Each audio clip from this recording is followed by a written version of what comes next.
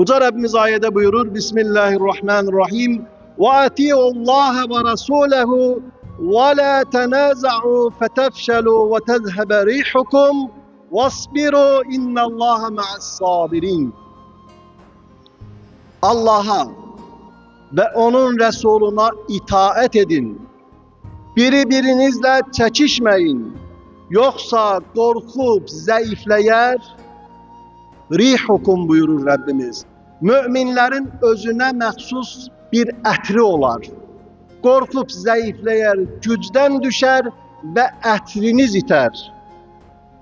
Sabredin, çünkü Allah sabredenlerledir.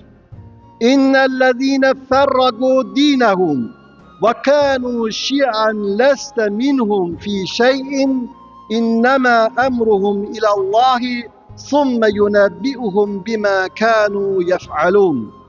Ey Resulüm! Şüphesiz ki senin firqə firqə olup dinini parçalayanlarla hiçbir alakan yoktur. Onların işi Allah'a kalmıştır.